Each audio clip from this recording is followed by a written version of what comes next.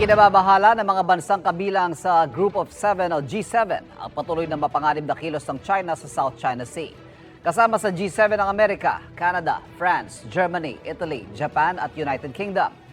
Ayon sa G7, patuloy nilang tinututulan ang delikadong paggalaw ng China Coast Guard at Maritime Militia sa South China Sea, pati ang ilang beses sa paggamit ng water cannon laban sa mga bangka ng Pilipinas. Iginit nilang walang basihan o legal na basihan ang anilay expansive maritime claims ng China sa South China Sea. Iginatwa naman ito ni National Security Advisor Secretary Eduardo Año. Nakikiisa raw ang Pilipinas sa pagtuto laban sa militarisasyon at pananakot na ginagawa ng China. Patuloy raw na nakatuon ng Pilipinas sa pakikipagtulungan sa iba't ibang bansa para masiguro ang kapayapaan at seguridad sa rehiyon. Wala pang pahayag ang China kaugnay nito. Magandang araw po sa inyo mga kababayan ko dito sa Politika Asintado. Welcome po ulit dito sa ating YouTube channel. Bali ngayon na pag-usapan po natin about sa pagtulong po ng G7 na ibinalita po ng GMA News. At itinatalakay na rin po ito ng ibang bansa. Tulad po na itong video na panonorin natin maya-maya po yung The Print. Ito po ay sa ibang bansa. At meron din akong video clip na ilalagay po kung papaano po na ang Pacific Ocean saka yung Atlantic Ocean merong tinatawag po border lines na nakakapagtaka na paano nangyari nagkaroon ng border lines yun. Kung tutusin, wala namang wall pero meron siya talagang iba kulay. Yun po yung gusto ko rin paliwanag sa China. Yung China Sea, ganun din. Pagdating sa Pacific Ocean din. Hanggang doon sa Philippine Sea. Ganun din po yun. Makikita nyo meron din po silang borderline din. Halos sakupin ho nila dahil sakop pa rin ng China Sea yun. Mas marunong na ho sila. Mas marunong pa ho sila sa may likha. Kasi Panginoong Diyos po mismo ang although, kinokontra po ito ng mga scientists. Pero naniniwala po it is by our creation. Kaya creator. Creation yun ng ating creator. Sa pag-creator naman. Ayan, panoorin nyo lang yung video para mas malinawan kayo. Bali, credits na lang sa GMA News and dun sa The Print and also the Bright Ideas. Okay? And before natin simulan itong video, mega shoutout po kay Ronnie Agawa. Happy birthday sa iyo. Although belated, enjoy mo yung birthday mo, mabuhay ka hanggang gusto mo. Saka condolence po sa pamilyang Samson. Nakikita po, lalo na po kay Lola Agripina Samson po. Talagang sobra po ang pakikirami ko sa inyo. Po kay Mengay, sa akin na classmate po. Mengay Konsolasyon, okay? Sa'yo, shoutout po sa'yo. Ingat dyan na palagi dyan sa tayo. Well, play na natin para ma-review kung mapanood nyo. Wala naman masyadong sasabihin sa inyo sa mga next video natin. Siguro, i-main din natin yung tungkol dito sa G7. Well, ito, sa ngayon, ito muna yung latag ko sa inyo ng video na to. Sana mas maunawaan nyo kami. Hello and welcome to The Print.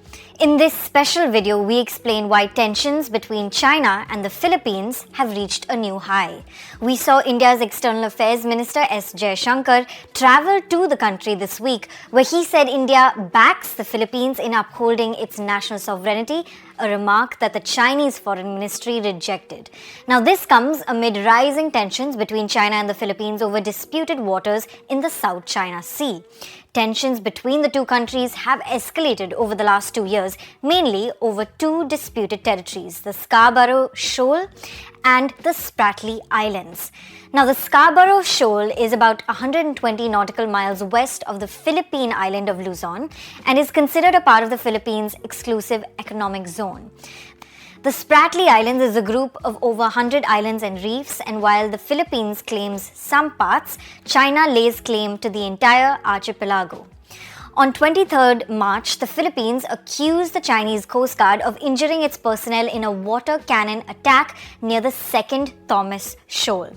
Manila summoned Beijing's envoy over the incident, which was the second attack at the disputed shoal within a month. Now, you must be wondering, what is the second Thomas Shoal? It is one of the many disputed territories in the Spratly Islands that we just talked about. Many of these islands and reefs in the Spratly Islands are home to rich fishing areas and potential gas and oil deposits. But before we go any further, let's zoom out and assess the changing geopolitical situation in the region. In the last couple of years, we've seen an escalation of tensions between the Philippines and China in the South China Sea, marked by controversial efforts by the Chinese Coast Guard vessels and fishing boats in disputed waters, and even collisions between Chinese and Philippine vessels. Some analysts call this China's way of exploiting gray zone and hybrid warfare techniques. So, when you look at the seas and oceans on the map, you might think that they just flow into each other. It seems like there's only one big ocean, and people just gave different names to its parts. Well, you'll be amazed how vivid the borders between them are. The border between the Pacific and Atlantic Oceans is like a line between two worlds. It's as if the two oceans meet at an invisible wall, which does not let them flow into each other and mix their waters. Why on earth does it happen? We know for sure there is no invisible wall inside, and water is water. What could interfere with its mixing? The thing is that water can be different too. The Atlantic and Pacific Oceans have different density and chemical makeup, the level of salinity and other qualities. One can see by their color that they are far from being the same. The borders between the two bodies of water with different physical and biological characteristics are known as ocean climes. You recall in October 2016, he had created quite a stir after announcing his quote-unquote separation from the US during a conference in Beijing, implying that he was aligning himself with China and Russia. And though Duterte attempted to scale back his remarks, it definitely cast a shadow over US-Philippines bilateral ties. That said, in April 2019, Duterte did issue a stern warning to China to lay off Pag-asa, referring to the site of Philippines' largest outpost in the South China Sea. At the same time, hundreds of Chinese Coast Guard and fishing vessels had surrounded the island.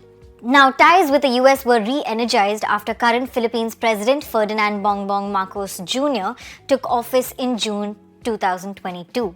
Under him, the two countries revised guidelines in a 1951 Mutual Defense Treaty, which stated that mutual defense commitments would be invoked in an armed attack on either country anywhere in the South China Sea.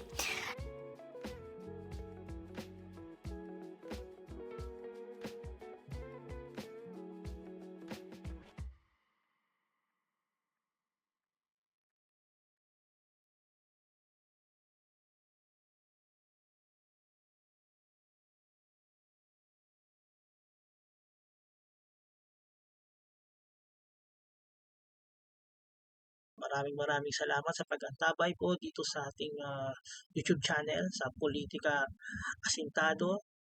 Tuloy-tuloy lang po tayo. Please like and share para at least mapanood po ng iba ho nating mga kababayan. Pati po sa mga OFW na nanonood, sumusubaybay. Mega shoutout po lagi sa inyo, and we love you to all of viewers dyan. Ingat kayo parate. Maraming salamat po. Sa muli, Politika Asintado, tunay na pagbabalita.